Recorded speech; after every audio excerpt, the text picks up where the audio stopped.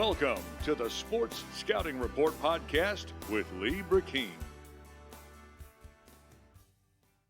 And hi, everyone. You're listening to the Sports Scouting Report. I'm your host, Lee Brecheen. Our guest today is the legendary Pat Shingleton.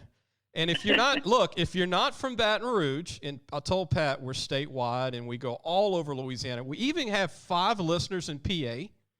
We've got 10. Wonderful. Yeah, yes. I don't know who they are, but thank you if you're listening. We have 10 listeners in Ohio and 7 that I know of in West Virginia. Well, we're right in there. Pat Shingleton, who's now retired and gets to sleep in some Saturdays and Sundays, hopefully now. Thank you for joining us, Pat. Close the weather door, yes. Thank you for being a part of the show today. Oh, Lee, it's always good being with you. I remember years ago when you used to come to the station regularly back in the weather area, we'd visit and tell a couple stories and have some laughs and some jokes on that. So thanks for the invite. It's always good being with you, and congratulations on your success and what you're also advancing here to, you're a walking encyclopedia. Thank you. How you've been able to embrace something that you love, being sports, is marvelous. I mean, that's the testimony. That's what's really great. I want to mention today we're going to talk about the Pittsburgh Steelers, which is my favorite team, being from Louisiana. I have no ties to PA. I did live in Philadelphia a year. And Pat is a Pennsylvania native, and I know that the Steelers are dear to his heart, besides becoming an LSU fan, I think, over the years. And then we're going to talk a lot about just football in general. I know Pat's a football fan.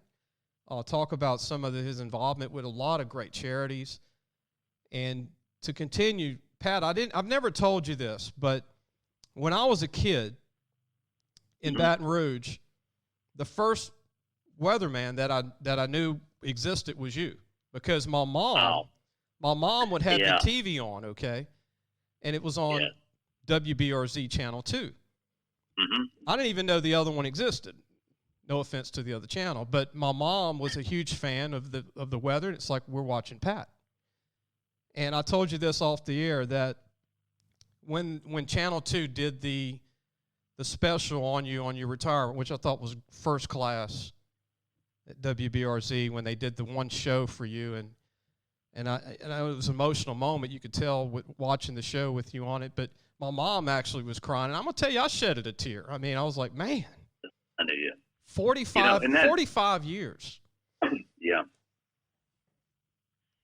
That day, my son Michael, who you know very well, he produced, when he was young and he decided he was advancing into television, he was, checking everything out. He really loved being behind the camera. He loved producing and writing and editing and all that. Even going back to grade school, he put together a video for Our Lady of Mercy for the 8th grade kids. Mm.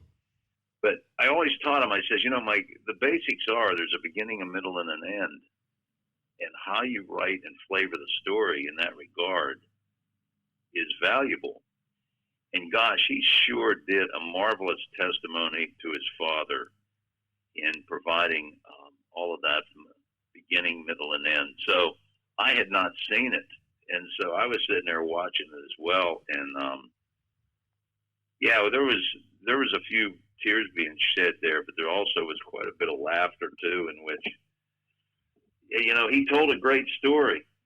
And then the testimonials that the station had advanced as well were pretty profound. I got to tell you, not to be egotistical, I was just sitting there and I got a call from Rocky Dabable, and he said, hey, I got a call from one of our reps in Los Angeles that Senator John Kennedy mentioned you on the floor of Congress. Wow. Get out. Man, when I watched that, I thought, holy cow, maybe we did have some semblance of an impact to help others and put the message out there and take your God-given talents and use them for maybe the betterment of others and along with your family and the community. So it was a marvelous day. And Lee, you got at some point at 70 years of age, close the door. And closing the weather door, I was just so thankful that had I not had Josh Eachus and he and I working together, having him in the bullpen all those years, it would have probably been a nationwide search. And I don't know how that would work. He has just really embraced the community as well. He loves it here. He and his wife are extremely happy here. And I think he is just going to, you create something all those years. You build a weather department. And you want to make sure it's in great hands. Gosh, I don't know how we could have found anybody better. And I want to mention your son Michael's done a great job with the 6 o'clock news, 10 o'clock news for WBRZ Channel 2 in Baton Rouge. I remember back in the day when I was coming up to the station to help and volunteer with the Blitz show with Bo Williams and Lee Zurich at that time. Yeah. You were telling me, you said, my son's in the band, and he might want to intern maybe one day. I said, okay, let's do it, man. He's like, he's a great, and I was like, he's in the band, huh? He's like, yeah. I remember you telling me he was pretty good in the band. Yes, and fortunately, unfortunately, he sat first chair saxophone, Catholic High, all the way from ninth grade on. Wow. And Mike's a great athlete, very good golfer. His handicap's down to about a 6 or 7 in golf. He loved basketball. He loved baseball. And as you know, Catholic High, extremely competitive in that regard. Yeah. But he enjoyed the golf. And then he goes to LSU, and I sure hope I'm not throwing Mike under the bus here, but he would play that saxophone, and it was just absolutely phenomenal. Well, he gets into a fraternity over there, and they're jerking him around about the fact that he played the saxophone. He hasn't picked it up since, which is unfortunate. But hey, we all change. Things change, and but needless to say, he has been working on Lee this past 2.5 weeks. WBRZ will have a special on Saturday morning at 9:30 for the St. Patrick's Day Parade to wear to the green. Obviously, we cannot put a parade on the street, which is heartbreaking to me for 2 years in a row. But he has put together this history of this parade with my brother Kevin and I, and interviews and where it started. And I'm anxious to see it because knowing him, we've had 8 grand marshals from the country of Ireland be in the parade. Wow. And last Monday, we interviewed via Zoom 5 of them from the old country. It was just marvelous. I mean, I'm anxious to see, but he's very, very talented. I'm very, very blessed, as is our daughter Katie, and we have our first grandchild, Nora, and it's all about family. And gosh, I've been blessed with 3 families. Our family in Pennsylvania, the Shingleton Price family, and as I mentioned on my closing remarks, the Shingleton Keene family here, and also especially the WBRZ Channel 2 Manship family. So I've been truly blessed. And of course the family too that I have with the Diocese of Baton Rouge and Our Lady of Mercy. So really blessed. Pat, we're going to take a break, and we're going to have more of Pat Shingleton. When we come back, I want to talk about Pat's days in college, where he went to college, how he got to Louisiana, and to get into the Steelers. We're going to talk about the Steelers, and then obviously the St. Patty's Parade. I want him to mention that later in the show as well. We'll be right back. You listen to the Sports Scouting Report. Listen, whatever you're driving right now, Tommy Harvey wants it. Bring it in to Harvey Subaru, Lexus of Shreveport, Bossier City, or John Harvey Toyota. They're paying big bucks for all trades right now. They'll cut you a check right there. Tell them Lee sent you.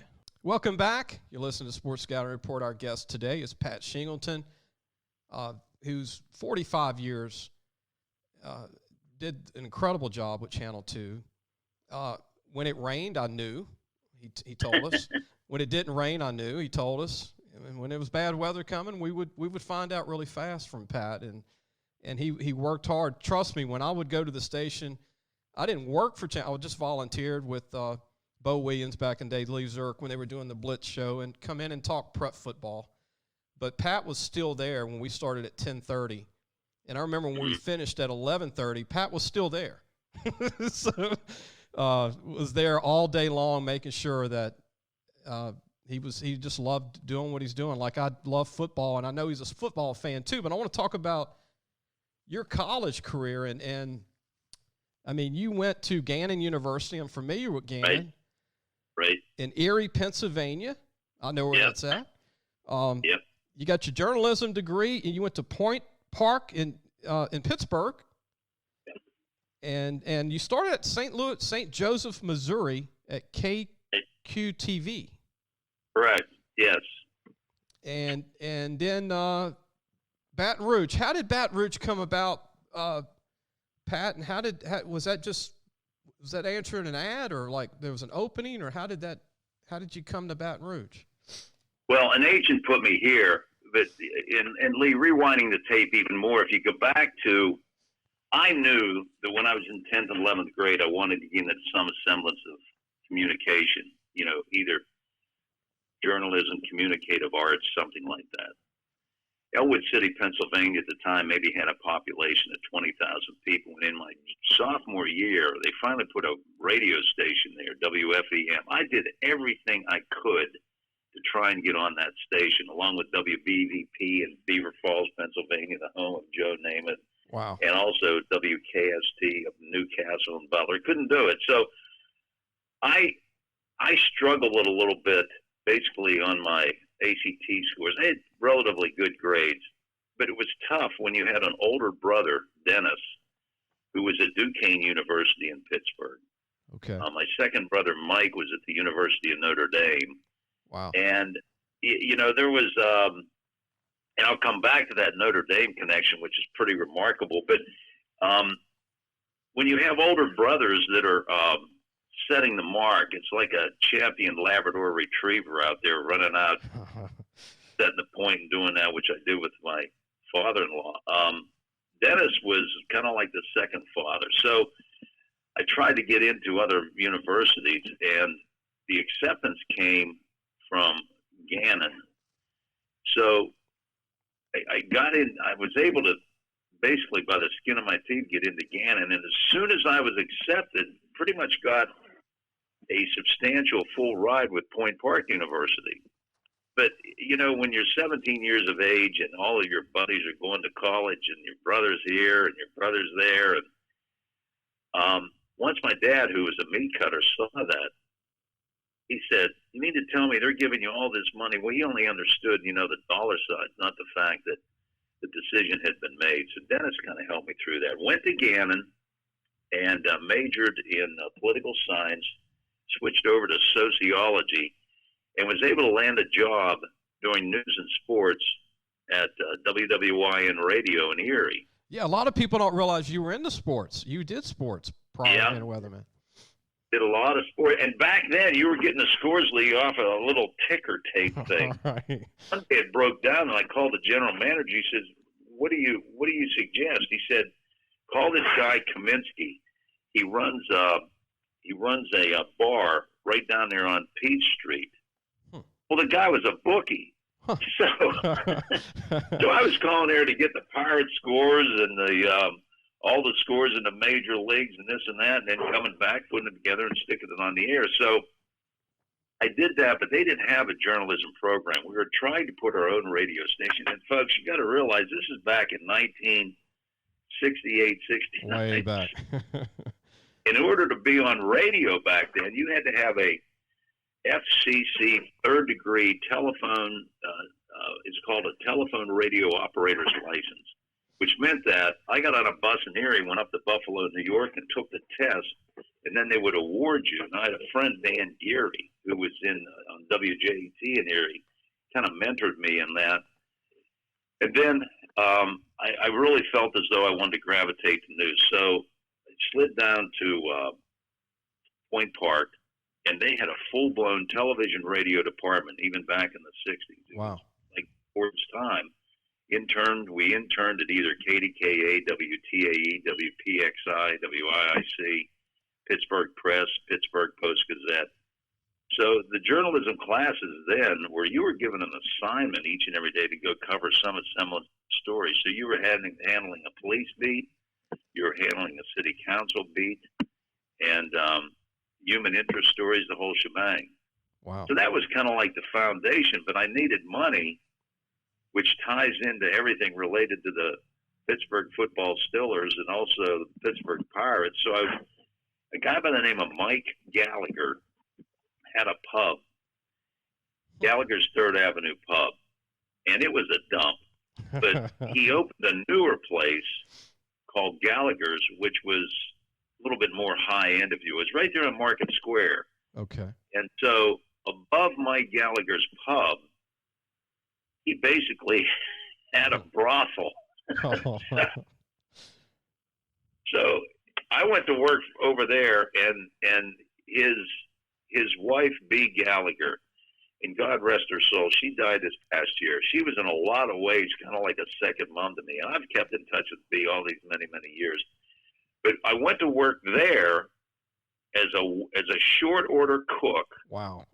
Basically a waiter and washing dishes. So I was floating between classes at Point Park, which is about 4 blocks away, over to Gallagher's. I'd come in there and do all that work. And I was, at that time, 19, 20 years of age. So I gravitated closer to the bar, and a girl there that was the bartender, she was teaching me how to make drinks.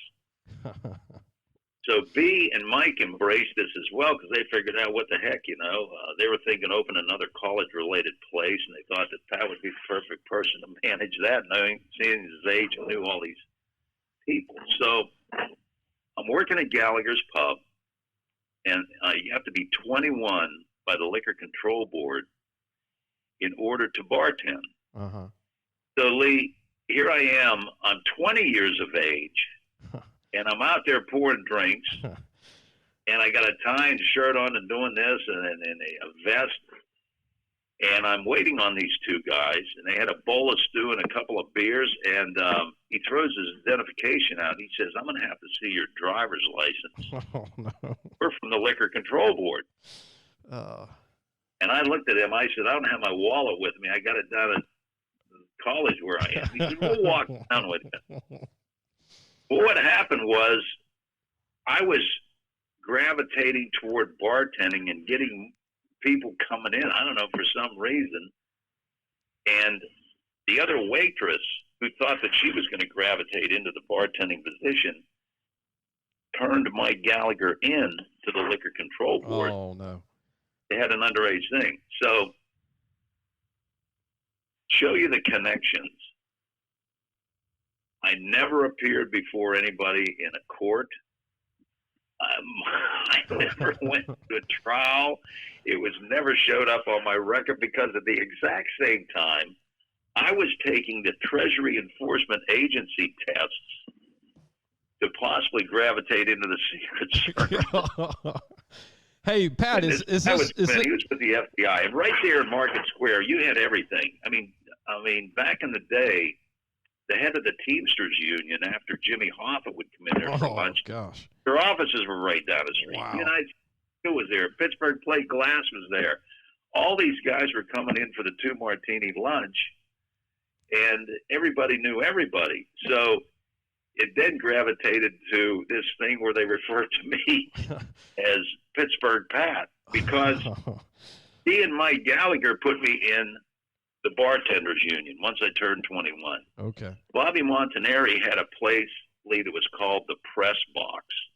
And when you walked into this place, it looked like you were walking into a press box, either at Forbes Field, Three Rivers Stadium, Pitt Stadium, some stadium. It's the way it was, he had it constructed.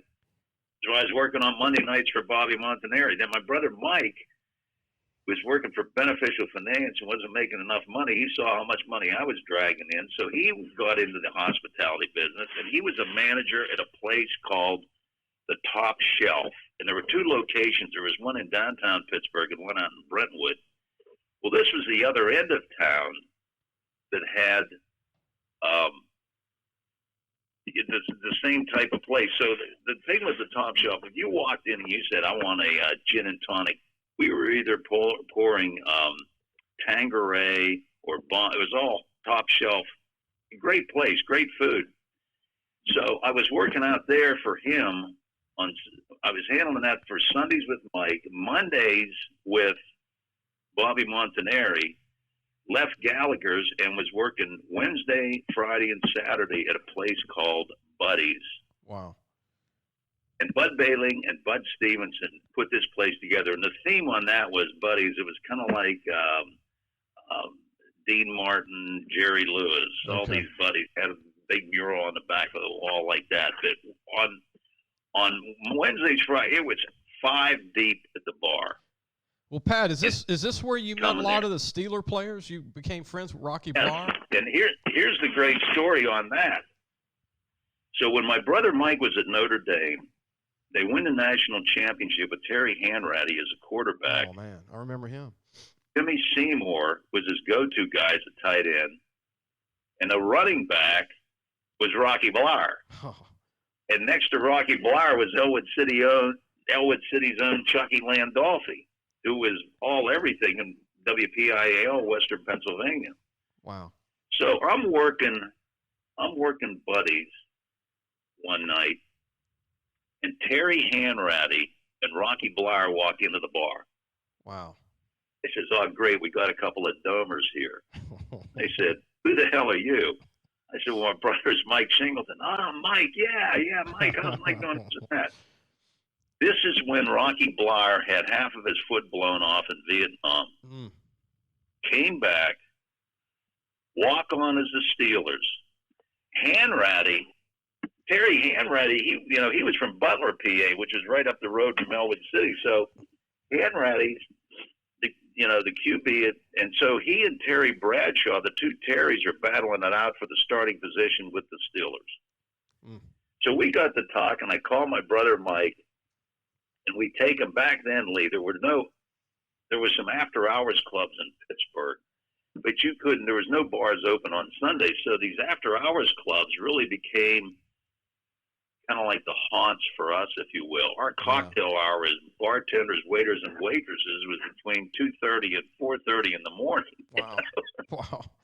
So I was at Point Park, and right down the street was a place, Monty's, which was an after-hours club. You go in there and get great food. Well, I would go down there after work and sit in a booth and study or cram for a test, and Joyce Johnson was running the place. I'd have somebody walk out the door, walk one block, and walk right into class and take the test and do whatever. So it was that connection between that. So in the meantime, it got to the point in which I would see Rocky and these guys, and Paul Hornung would be in there. Wow. And Ray Scott would be in there. Wow. And Dick Stockton would be in there. Man, and all Buddy big would names. Special booth by the back door. Well, Chucky Landolfi walks in, and he needed a job. I says, "Hey, Buddy, we put Chucky on the back door as a doorman because, Lee, this place was so popular. It was 2 out, 2 in. They were lined around the block to get in this joint." Wow. So here we are, and the day that Hanratty and Blyer came in, we took him out to Norm Tech's place. It's called Norman's Theme. It was a bar, but he shut it down at 2 o'clock, but you could get in there afterwards by a secret knock at the door. It was like a speakeasy. So we reconnected with all those guys that way. And so people would come in and throw me tickets. "Hey, I got 8 tickets here for the Pitt game." Went and put them back there. Somebody come in and says, "Hey, look, I got 4 tickets for the Steelers game here." So we had this connection. Wow. Where we were pretty much getting and brokering tickets for people to get. I remember distinctly where I was when Franco grabbed, which was then called the Immaculate Reception. Wow. And Against the Raiders, yeah. Yeah. And as a sidebar, Lee, as a practicing Catholic, I really don't think the Blessed Mother really cares if a football's in the air. Right. They're all talking every time he says it's the Hail Mary pass. I say a Hail Mary when I hear that because But you can take Roger Staubach. When Roger Staubach came up with that, as I understand it, if you're at the University of Notre Dame in the stadium and on the side of the library in the mosaic is Jesus. And Jesus is there with his outstretched arms, and these kids ultimately called it Touchdown Jesus. Well, Roger Staubach cranked one a pass, and he says, He said, what's with this pass you threw? He says, I don't know. I saw, I guess that's Hail Mary up there on the side of the building. I threw it toward that. I believe, if I'm not mistaken, that's how that Hail Mary stuff all came about. Wow. You know, that's crazy. Isn't that wild? So anyway, back to this Pittsburgh connection. Rocky Blyer, all those guys are coming in. Franco was in there. I just saw Franco about a year ago down at Commander's Palace, a little longer than that. Franco was in there, Mean Joe Green, all these guys. It was just a haven for the Steelers because Buddy Stevenson, in the PR effort, he was down there promoting that. Okay. So rewind with me back to the days of Mike Gallagher. Mike would say, take this bag. Here's the keys to my car. I need for you to drive this over to Mickey Haggerty over there at the pub on Rooney's pub on Federal Street. I said, okay. I did this about 15 times. I'm hung up in traffic there on the 9th Street Bridge, and I look in the bag. And there's bills in there, and there's slips, and I walk in there, and I said, hey, Mick. There's all kind of money there. Bookie. He puts me in a phone booth and starts smacking my face and calls Gallagher. He says, the dumbass finally looked in the bag. Yeah, so that began the education on how they used to book a number. Uh-huh. Like if you walked in and you said, I want to play 537 today and I want to box it, that means that any combination of 537 based upon the stock market. So they would get the stock market numbers, and the 5th digit over from the right was the first number, the 4th digit over from the right was the second number, and the total volume on the last digit was the 3rd number. And that's before the lottery, how they determine how you played a number. Right. Right. For ages. So Gallagher said, give him $50 and just tell him to shut his mouth. Tell him to get back here. We're busy. Well, Pat, I'm just glad Jimmy Hoffa's not the one that handed you the bag. You're still with us. Oh, jeez. You show that picture, that movie, that car being blown up. You see that Hoffa movie? Yeah, I saw it. In a parking lot in Pittsburgh. Wow, that happened right. Wait a minute. That was in Pittsburgh? Yes.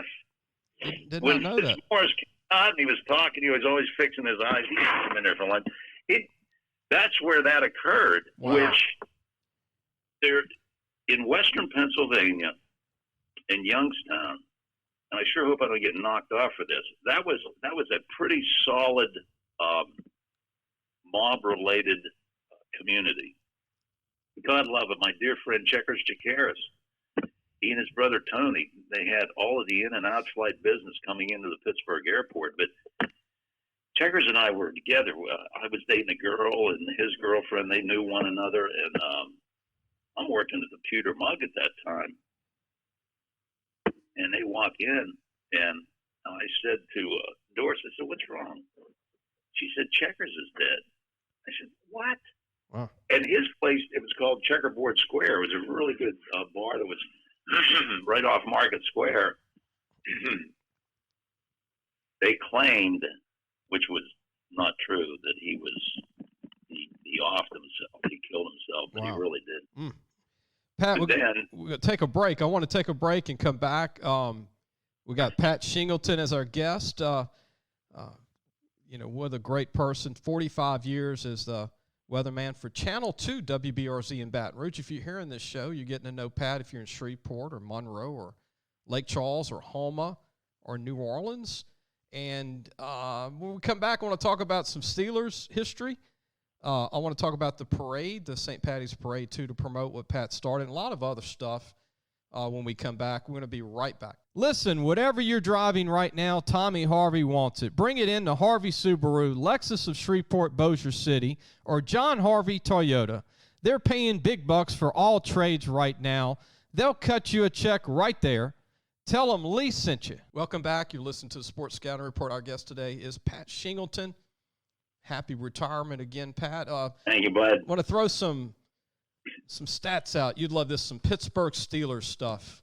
Yeah. 4 Super Bowl winners in I call the heyday. Six total Super Bowl wins. The Steelers are tied with New England with 6. I like to brag about the Steelers being tied with the most Super Bowl wins. 1974, 16-6 over Minnesota, and Fran Tarkenton. They could not win a Super Bowl. 4 Super Bowls. That game was in New Orleans, wasn't it? Yes. At Tulane Stadium. Yes, outside, and yes. Fran Tarkenton could not win a Super Bowl. What a great player! In 1975, they beat Dallas, who I'm not. That's right. I'm not a Dallas fan. They won 21-17 over Dallas. And in 1978, they beat Dallas again, 35-31. Tight end Jackie Smith dropped the pass in the end zone. A Kentwood, Louisiana native, tight end, which could have beat the Steelers. I'm glad.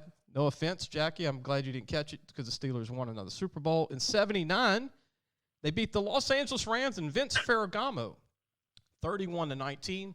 The final team game were Terry's last Super Bowl, Mean Joe Green's last game. John Stallworth played a little longer.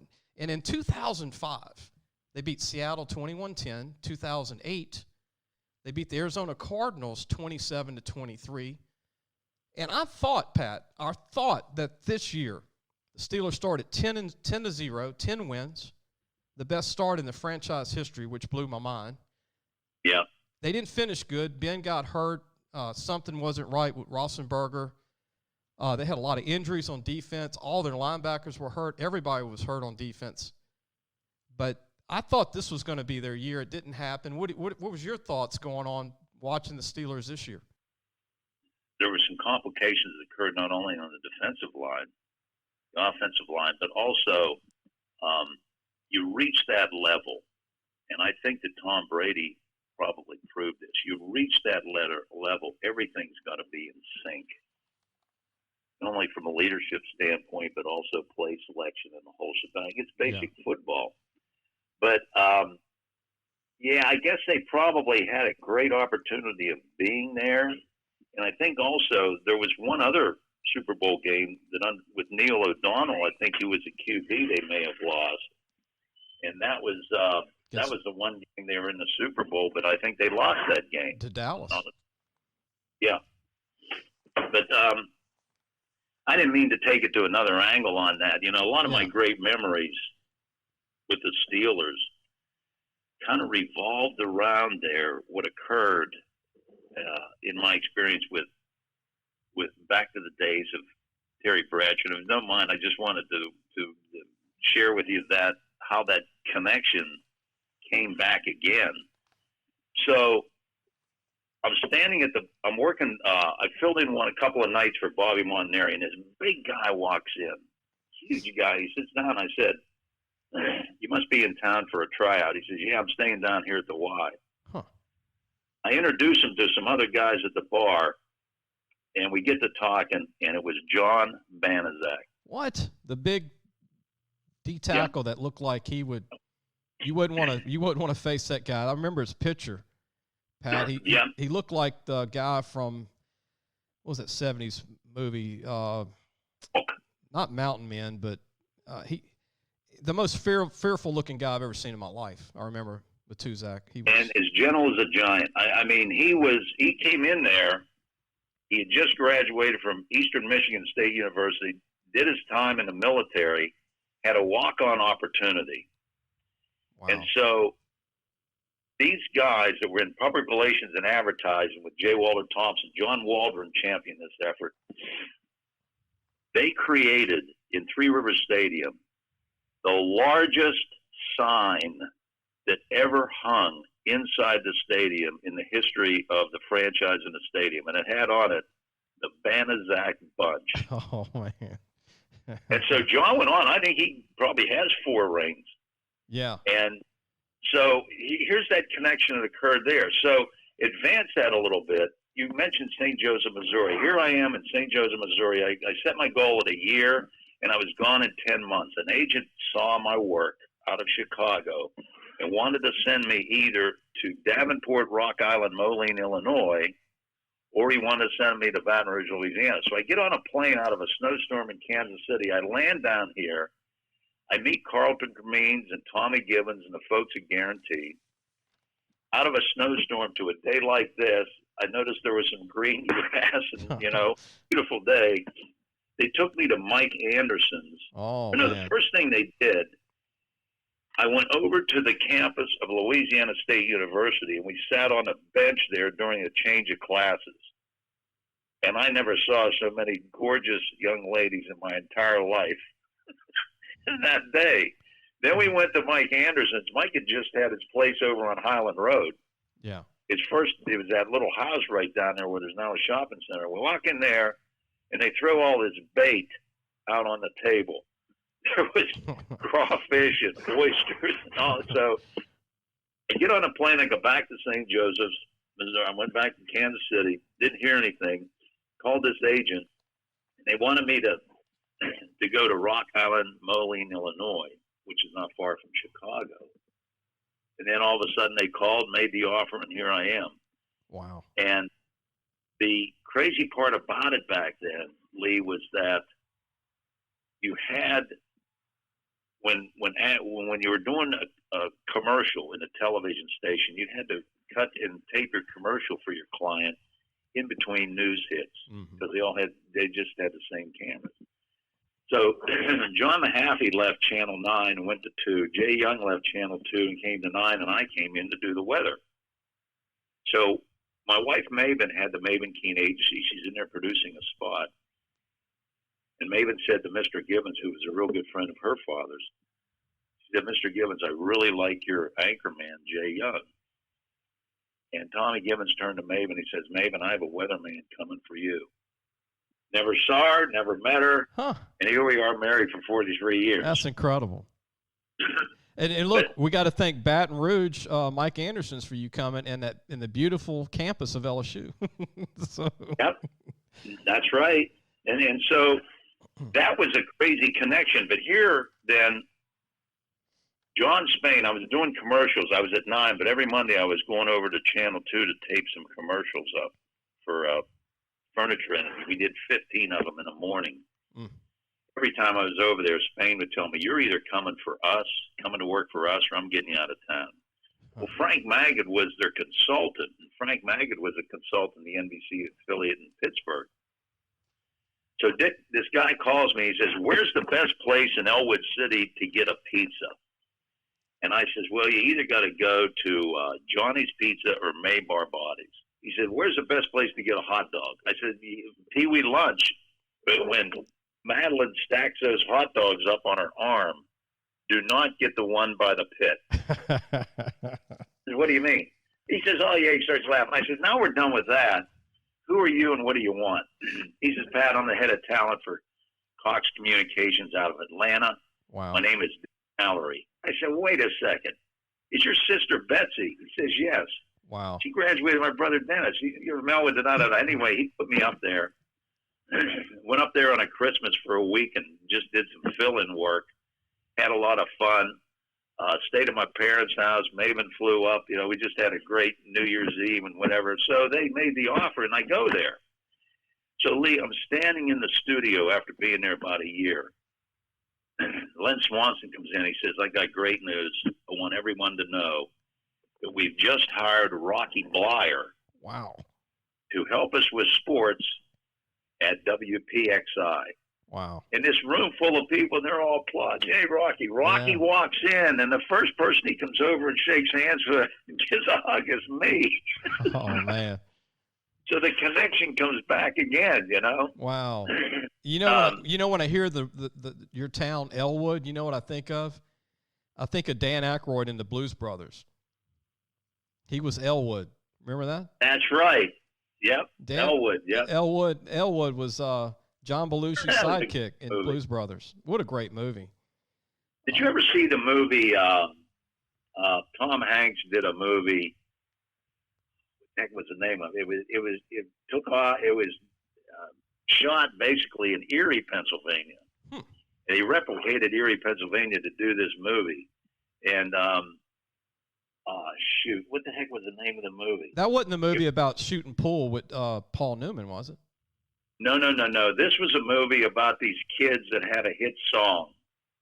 And the hit song was, they from that one song, to Doing That Thing You Do. Okay. That Thing You Do was the name of the movie. I think was the name of it. Okay. Well, that was shot in those locales up there. Wow. But the thing about the hospitality business is it teaches you to communicate, take care of people, and to make a buck. Yes. And at that time, I never was able to go to any of those Steeler games. You were too busy working. I was working the bar, and so my brother Kevin would call and say, "Hey, Pato, you got any tickets?" I said, "Kevin, this they win this game, they go into the Super Bowl or they go to the playoffs. Yeah. Let me see what I could do." Well, we had a network there. I was able to get them 5 tickets, sometimes in the Allegheny Club. But I was brokering and working these tickets, whether it was a traffic ticket or an athletic ticket, Right. for anybody that needed it. So the memories of the Steelers then for me were the guy that owned the bar on over on Federal Street was Art Rooney. Wow. And Art Rooney the Rooney family has done extraordinarily well, not only in horses and the racetracks, but that area of land where where both ballparks now sit for the Pirates and the Steelers, that land is owned by the Rooneys, where Three Rivers Stadium is at. Wow. And Forbes Field, growing up as a kid, when my dad, who was a meat cutter, would get tickets to a twilight doubleheader. Here we are with our baseball hats and gloves on with us, hoping we could shag a fly ball, And my mom would make meatloaf sandwiches and a thermos of Kool-Aid, and then you could take that right into the ballpark. Wow. Man, we'd want one of those hot dogs, Dad couldn't afford that, but we enjoyed the game. We were a family that incorporated prayer, work, study, physical exercise, eating and sleep. I mean, we were always in some athletic endeavor. And Pat, what's really amazing? It doesn't seem like Art Rooney's been gone since 1988. He passed away in 1988, and then his son Dan Rooney passed away in 2017. Now Art Rooney Jr. runs the team, the grandson. And he ran into quite a few hiccups with the family on that, and I was happy to hear that they got that all resolved. But that's an amazing football franchise. Art Rooney had vision that he knew that this was going to explode. And you take a guy like Baton Rouge's own Jimmy Taylor. Yeah. Jimmy and I have had conversations about times played, and I mentioned Paul Horning being at the Buddies at that time. And they were teammates with the Packers, him and Horning. Yep. Jimmy. Yep.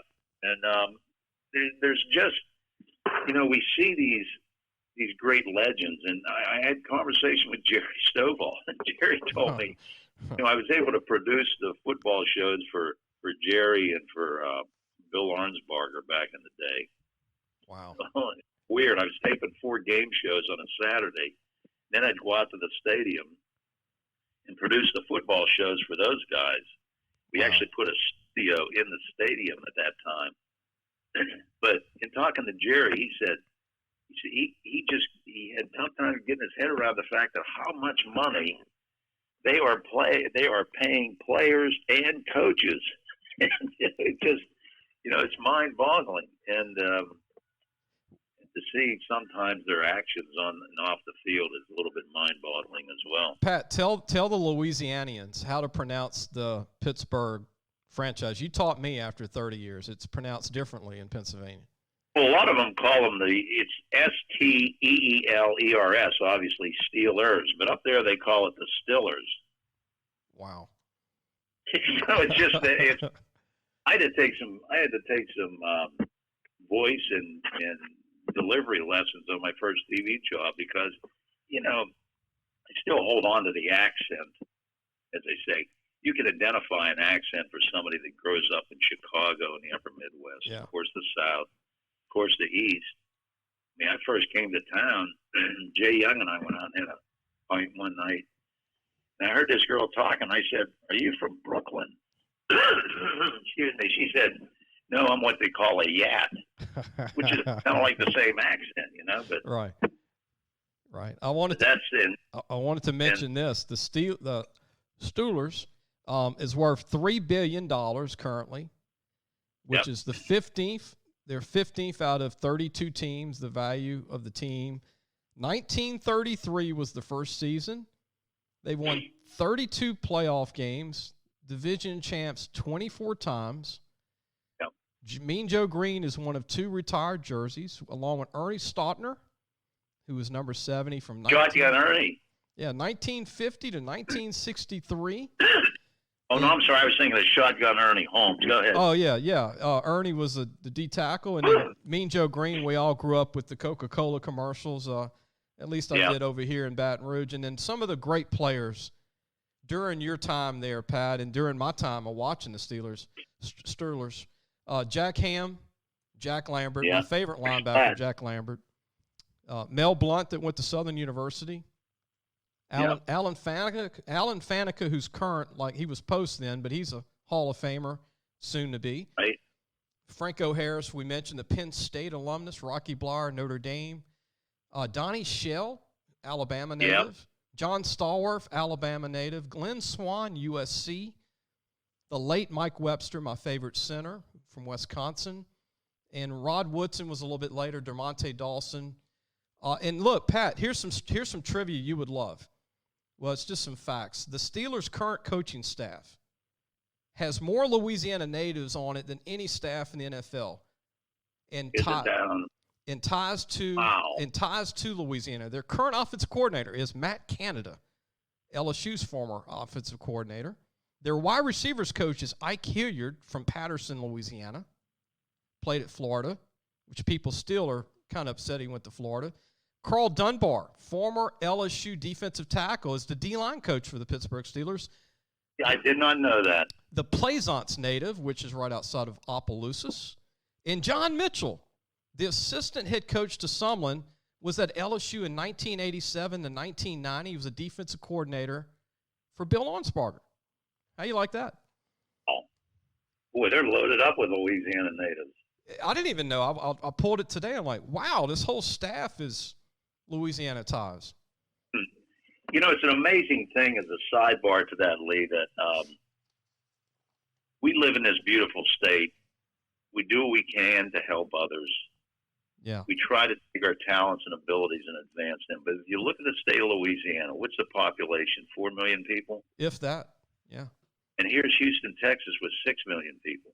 Mm.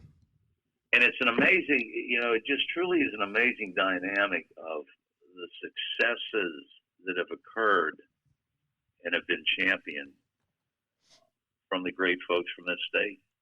It's a heck of a testimony.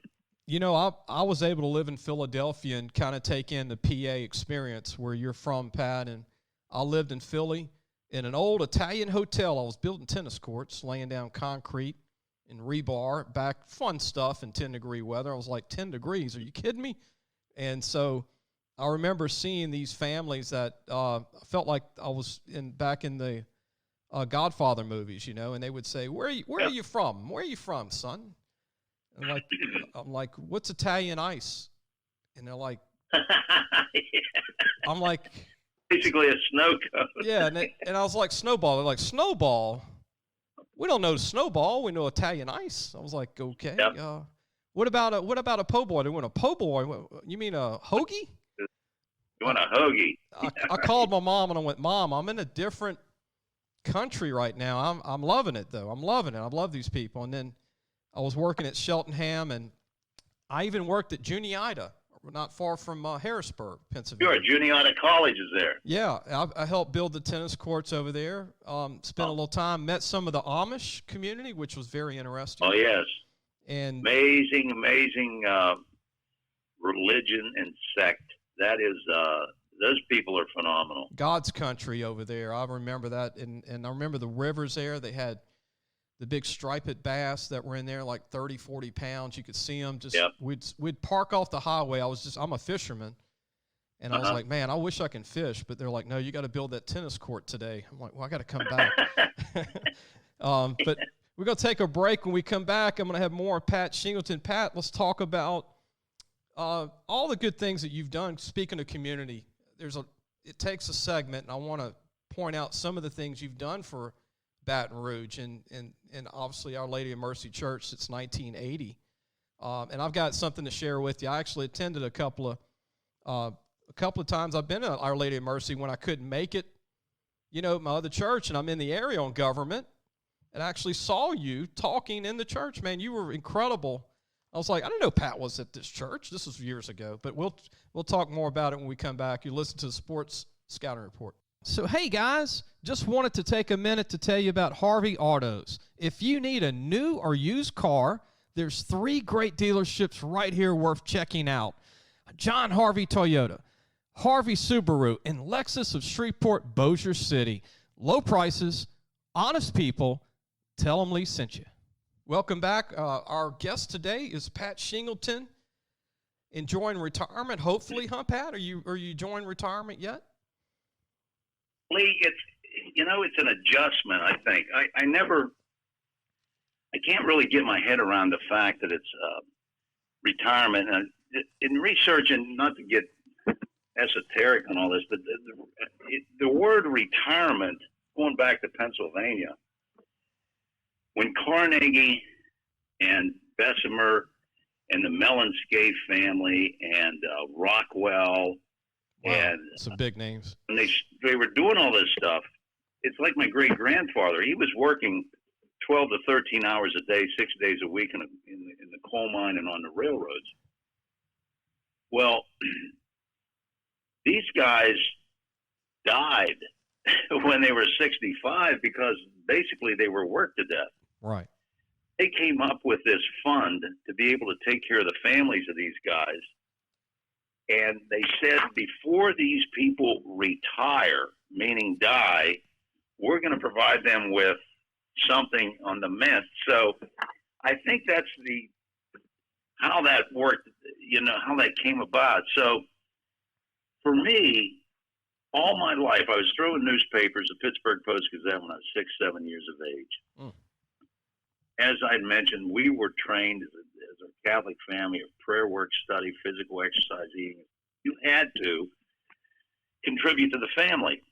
What we grew in the summer, we ate in the winter. Mm-hmm. My mom put up sweet corn, and we had apple trees and peach trees there. And wow, you had to contribute. And so here I am going to college, working as a janitor at Riverside High School, coming home at night, and next door neighbor had a rototiller and preparing the garden, helping mom out with that and dad and all that. But I've always had a couple of jobs. I was able to go into the station at 2 in the afternoon till 10:30 or 11 at night.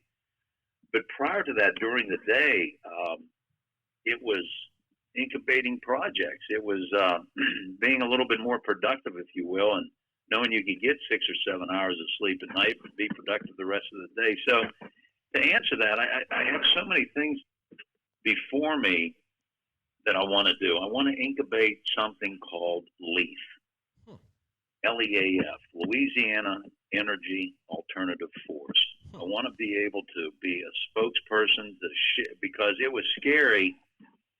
Pittsburgh went, when I was there, it was the number 9 market in the country. Houston was 10.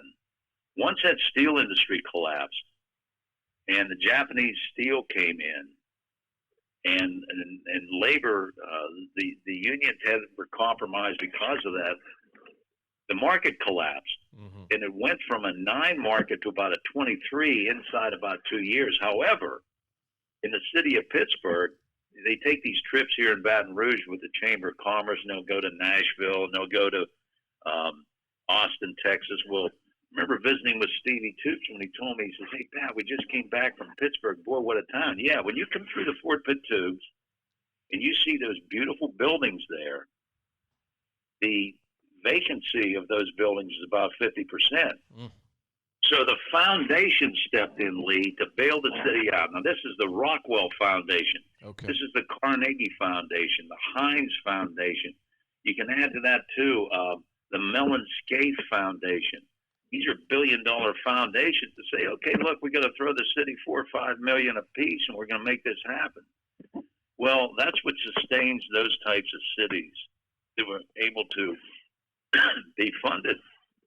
by the product itself. So my feeling is that we have energy opportunities here in this state from things like salt.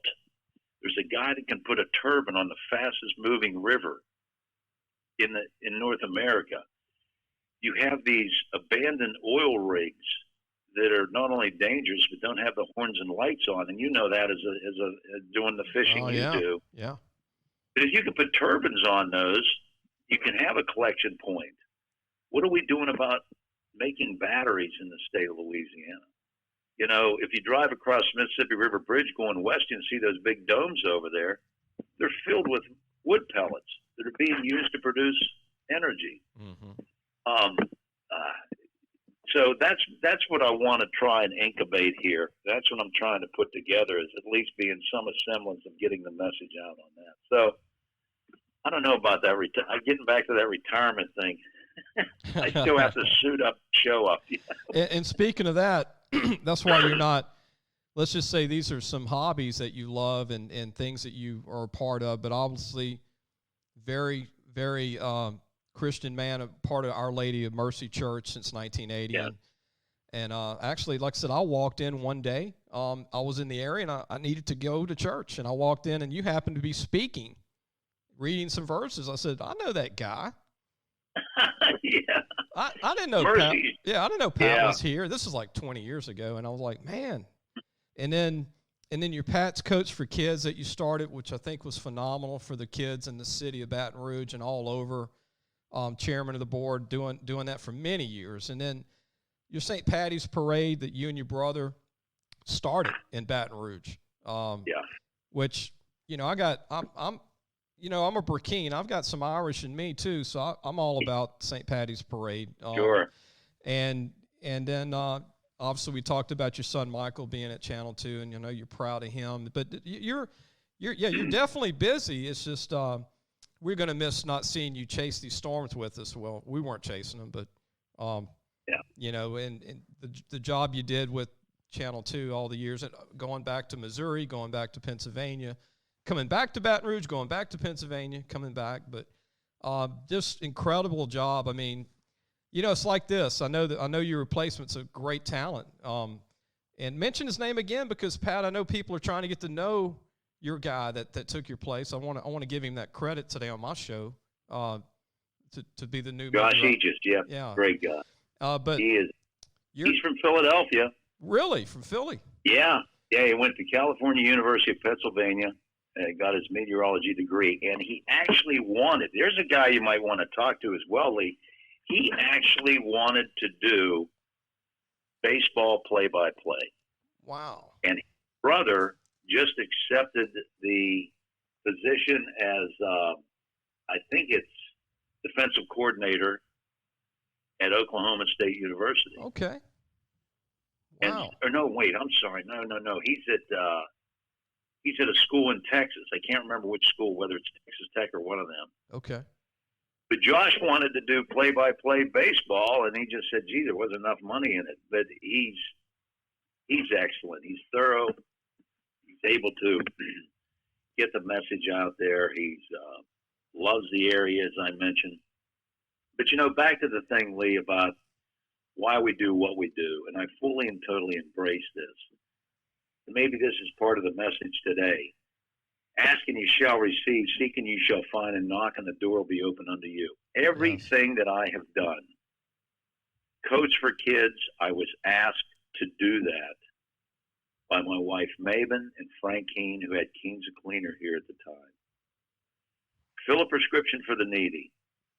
I happened to be I was sitting on a board with Father Mike Maroney and Dr. Redfield Bryant for about a year, and I told him, I says, look, fellas, I can't write grants. I'm not getting this. Yeah. I know you want to build a pharmacy at St. Vincent de Paul. I got to think on this a while. Yeah.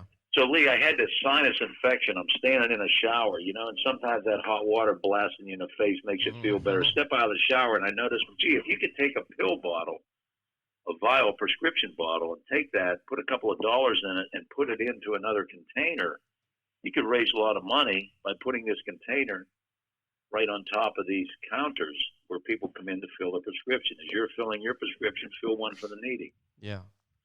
Well, they asked me to do that. We come back and designed that. The intellectual property is transferred over to St. Vincent Paul chapter here in Baton Rouge. Michael Acaldo is just phenomenal, what he does at that facility. So we were able to build a pharmacy from that. It generates enough income to not only provide needed prescriptions for people that can't afford them, but it's also really a place of last resort for them.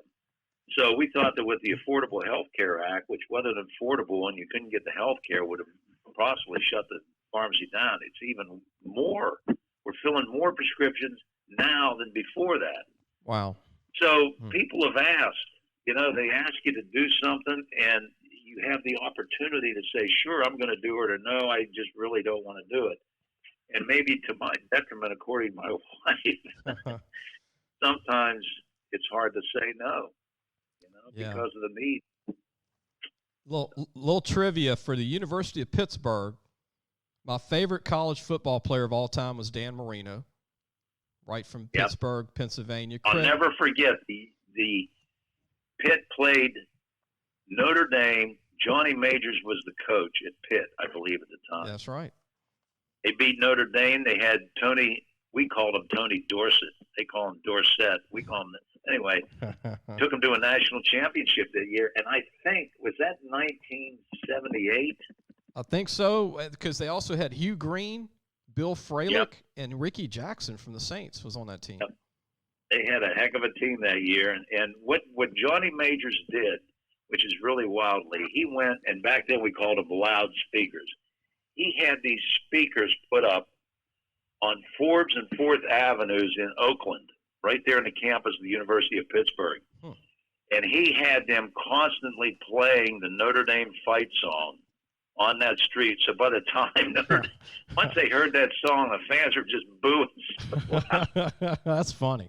Incidentally, where my dad would take us to Forbes Field, we would park by the Cathedral of Learning. We would walk the 3 blocks down to Forbes Field. And Tim Brando shared this with me about 2 weeks ago.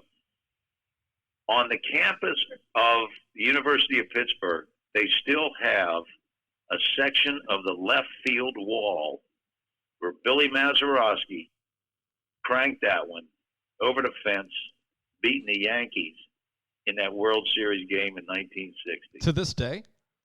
Yes. You can go to the university, you can go to the campus, and you will see that portion of that wall, which is now where the law school rests. Wow.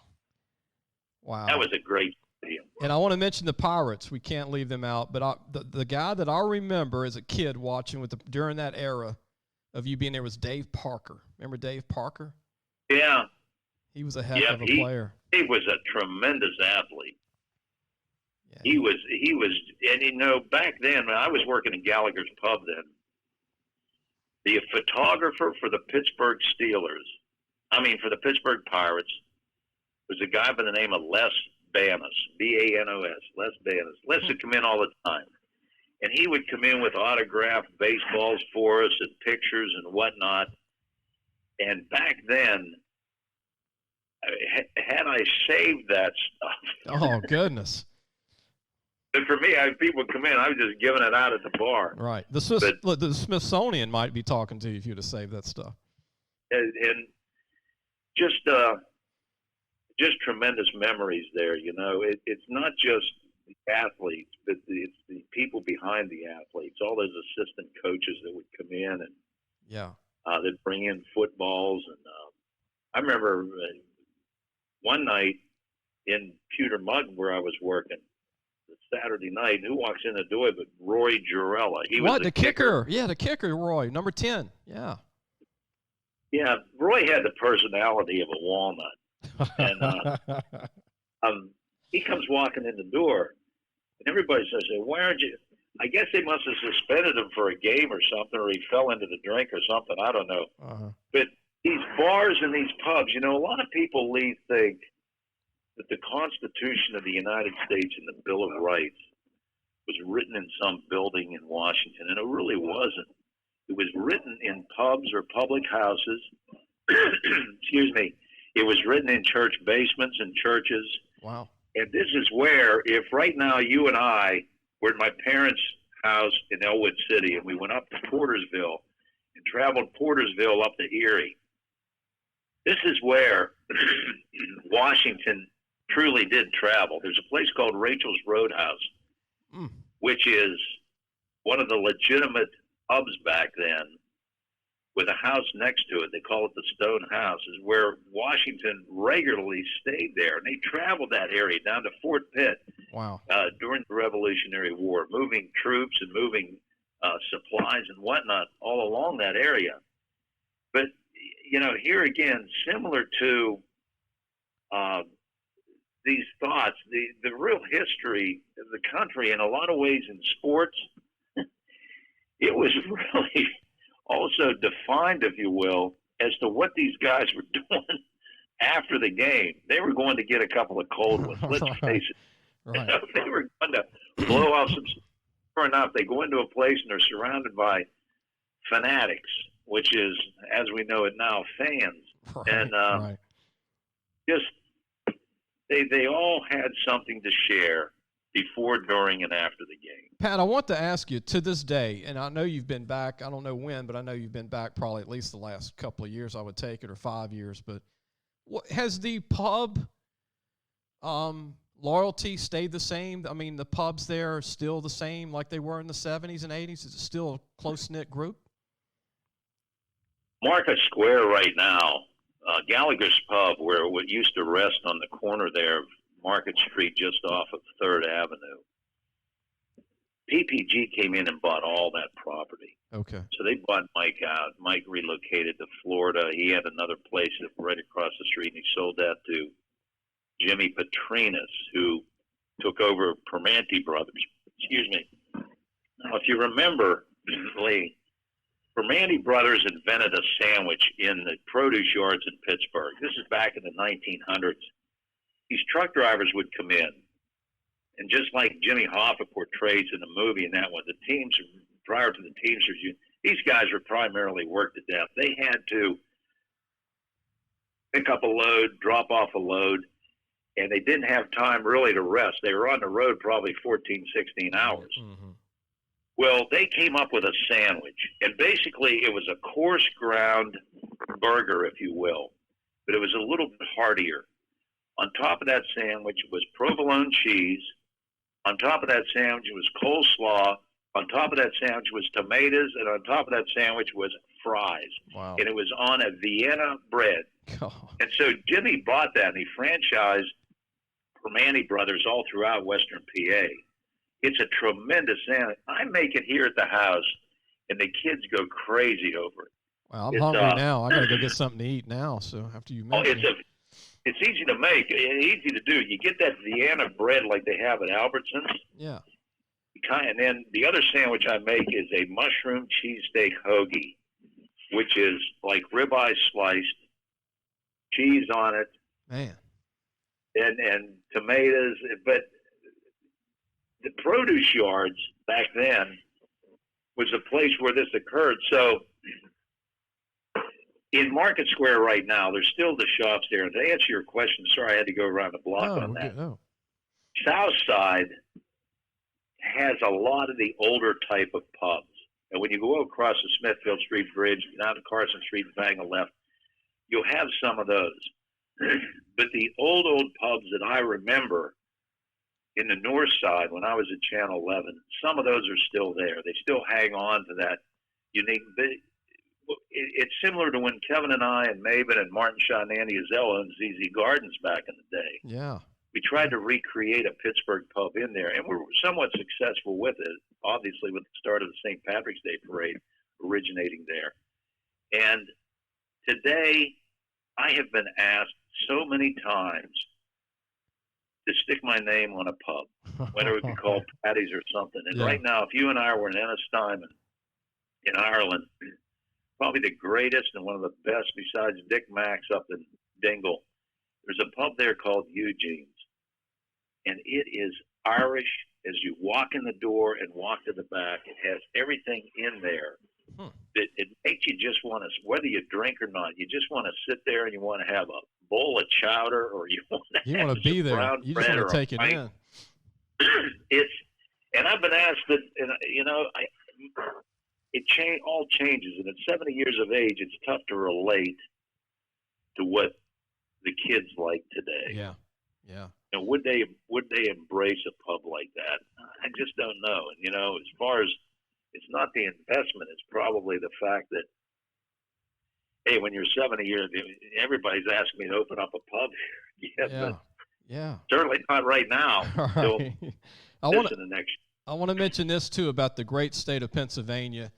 At one time, Valley Forge had a prep school that had football teams, Pat. And they dropped the prep school. I helped my nephew, Zach Payne, actually went there and played for the prep school. They still have a high school and they still have a junior college. They have Valley Forge Junior College, but they dropped the prep school the last 2 years. I hope they bring it back. Glenn Foley, who was a quarterback at Boston College, was a head coach there, and a couple of other coaches I helped about 7 kids go there to Valley Forge to get an extra year high school. But as you know, Valley Forge, the Battle of Valley Forge, the General Schwarzkopf went there. Washington crossing to Delaware. Yeah, what a great history landmark there. Valley Forge College right there, Valley Forge, Pennsylvania. Hey, about Gettysburg. Yeah, that's another. I mean, unbelievable. Yeah, there's so much history there. And when I first came to Louisiana, and Maven and I were dating, I said, "Come on, let's take a ride." And I said, "Where are we going?" I said, "I want to see some of the plantations. I want to see where not only the Battle of Baton Rouge during the Civil War occurred, but I said, had it not been for Lincoln controlling Vicksburg and controlling also the port of Baton Rouge and New Orleans, that was the main supply chain.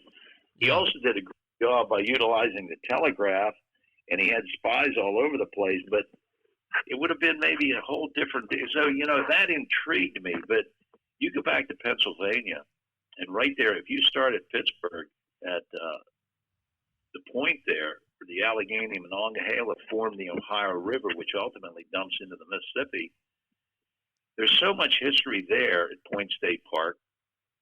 You can also go up to Erie, where Perry was able to build his fleet during the War of 1812. There's so much history. You have Gettysburg there. Gosh, Philadelphia. Oh, I know. Everything from Independence Hall and it's lost. That's the struggle with the United States right now. That what was built and what was maintained and what was advanced is really being compromised, in my opinion, in so many ways. Yeah, and look, the highlight of my travels, being a big sports guy, building like you, I was a bartender, I was a waiter. My first job was Pizza Hut, waiting and cleaning dishes when I was 19. Yep.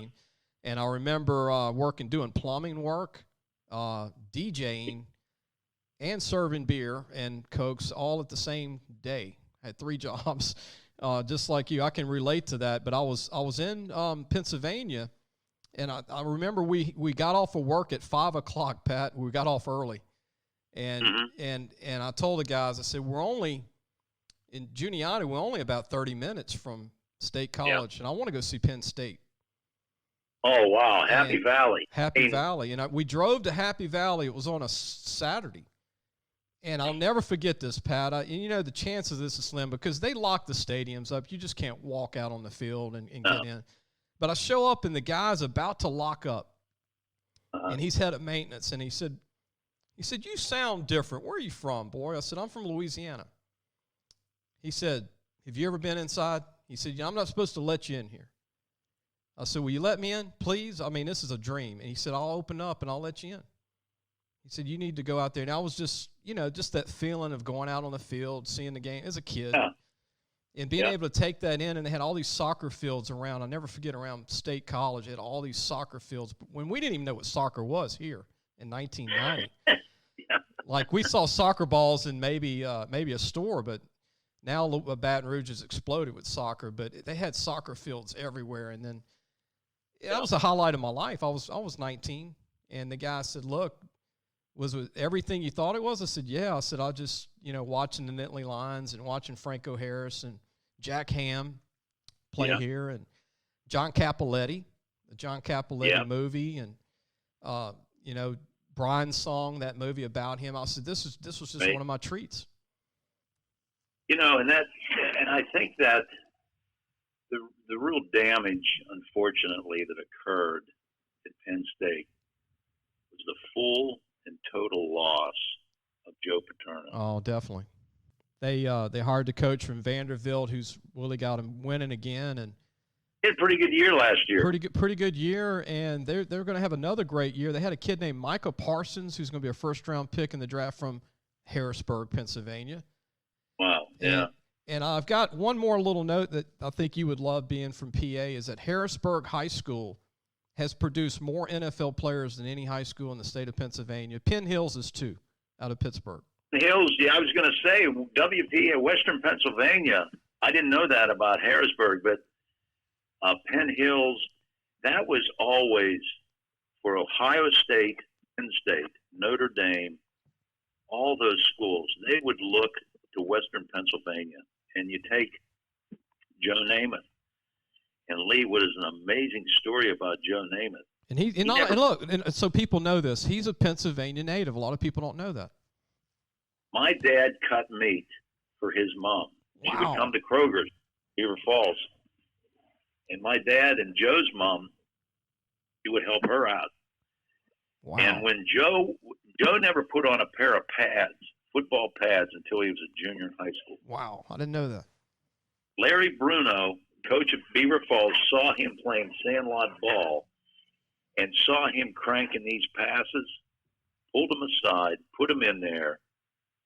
They had a championship game between Beaver Falls and Newcastle, and they needed a neutral field, so they played at Elwood City at Helling Stadium there in Elwood. Okay.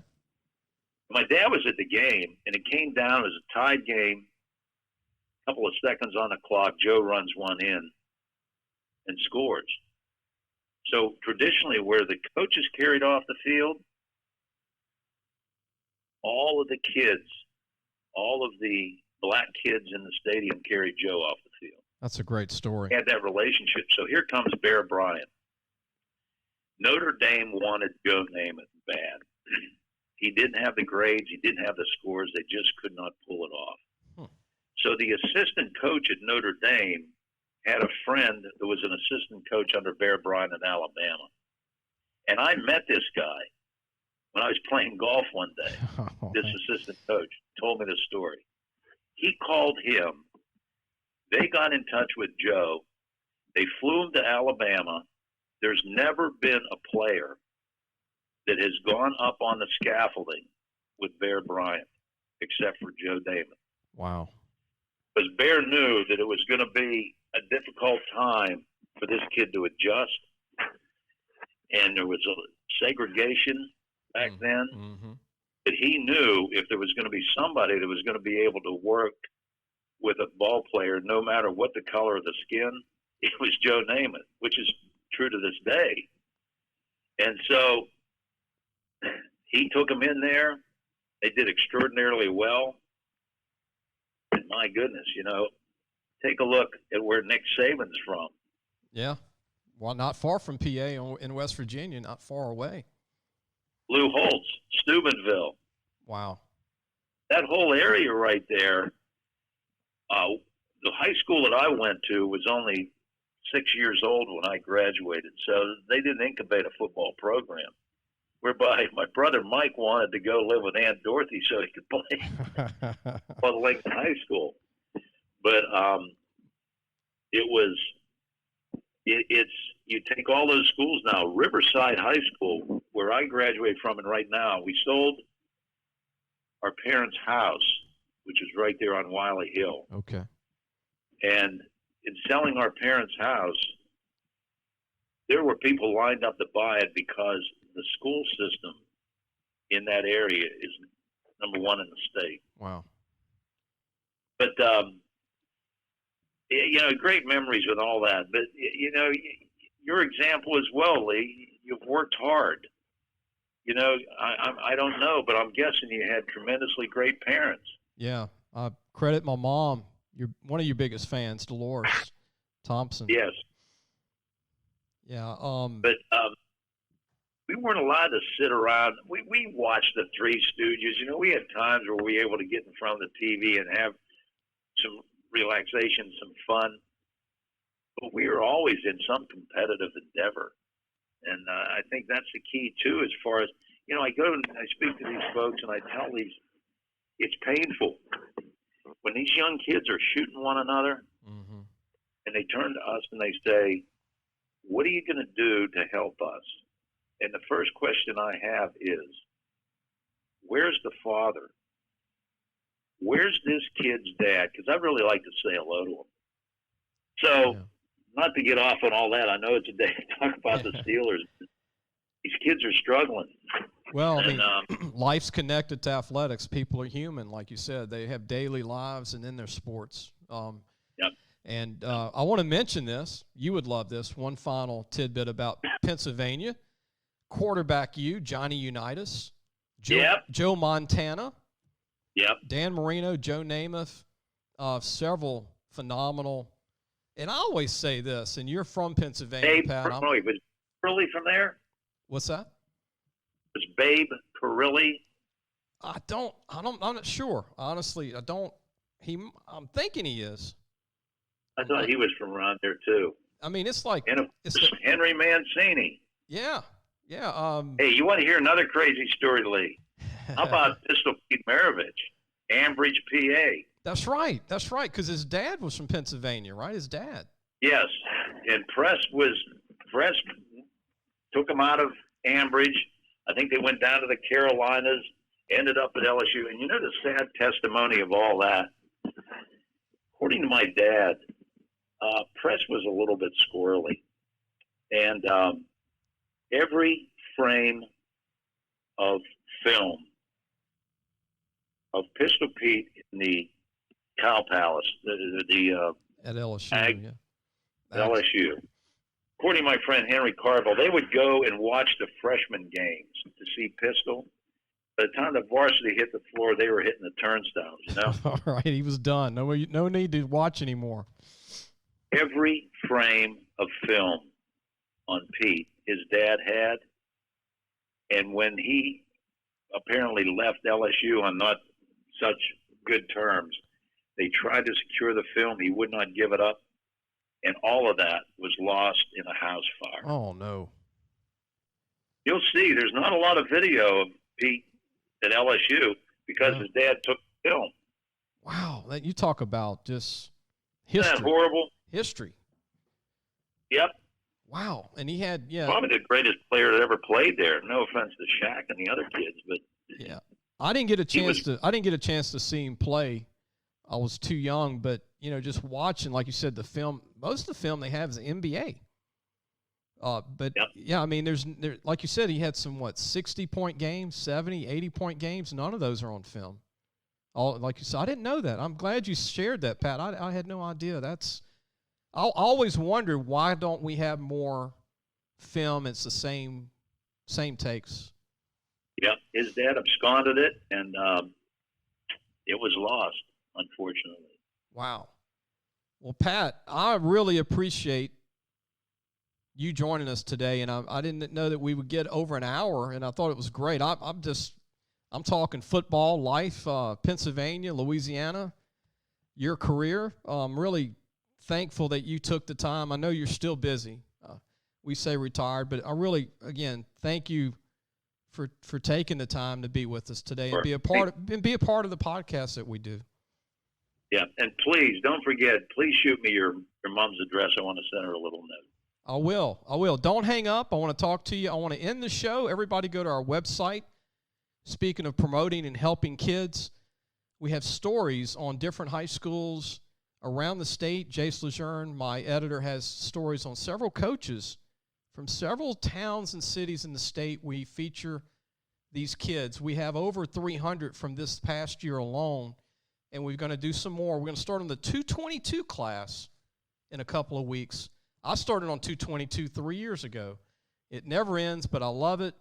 God bless everybody. We'll see you on Monday.